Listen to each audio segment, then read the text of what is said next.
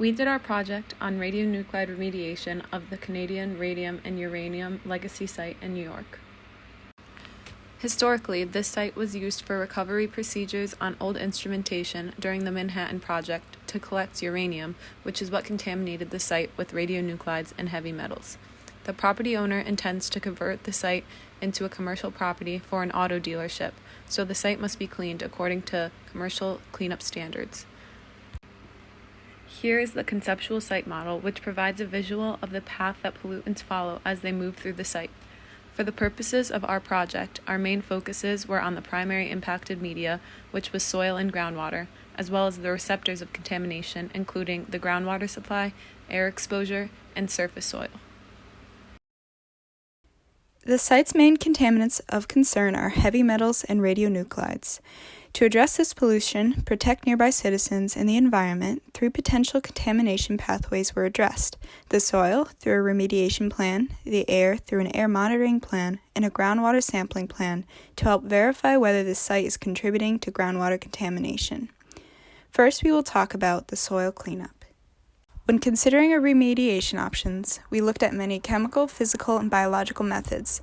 The majority were eliminated because they were either not commercially available, were not economically viable, or were not ideal for surface-level contamination. The first option we propose is excavation. Since this is the typical remediation method, it is very reliable. It is often chosen because it ensures that all contamination is completely removed from the site, which protects regulators. However, this method can be improved by combining it with our next option. The final remedial technology we've chosen is dry soil separation. After excavation, the contaminant soil goes through screening and radiation detectors that measure its radioactivity, and automated gates that separate clean soil from contaminated soil. The clean soil can be returned to the site while radioactive waste is disposed of. A dust collection system is also used as an engineering control to reduce dust emissions during treatment. In order to apply these remediation techniques, we first created maps to identify the location and level of contamination at each sample that we were given. On the left, radionuclide samples in green were below levels of concern, while concentrations from yellow to red needed to be cleaned up. On the right, you can see the samples that measured heavy metals. All samples taken indicate high enough levels of metal contamination that if the site was being used as a residential property, they would need to be cleaned according to those regulations. However, only the red samples are high enough to be concerning for a paved commercial property. For this reason, we just concentrated on the heavy metal samples in red. Areas of concern were then identified around these samples and multiplied by the depth of contamination to determine the volume that needs to be excavated. On the left, you can see the volumes of soil that would be reused or disposed of with just excavation. This is because all soil containing radionuclides would have to go to a facility that can handle radioactive waste. Dry soil separation is able to reduce the amount of radionuclide contaminated soil, which greatly increases the amount of soil that is clean or just has heavy metal contamination. These results can be seen on the right.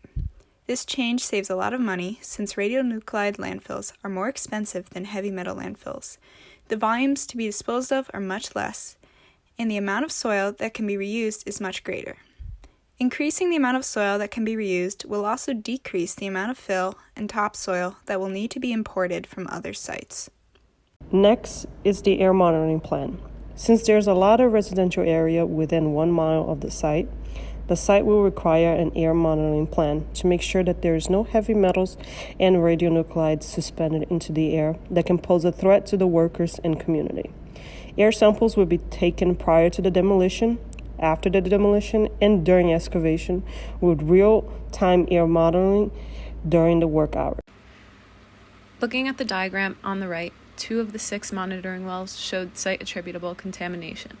If you look at the left diagram, both of these monitoring wells are located in the northeast corner, following the same direction of subsurface flow through the site. Based on this information, these 6 sampling locations were determined for post-excavation groundwater sampling. The final product will involve 2 remediation options of excavation and dry soil separation. Current data shows that local groundwater supplies does not pose any immediate threat. However, a groundwater sampling plan was created to make sure that is the case after excavation. Finally, we'll create an air monitoring plan to protect the workers and nearby community.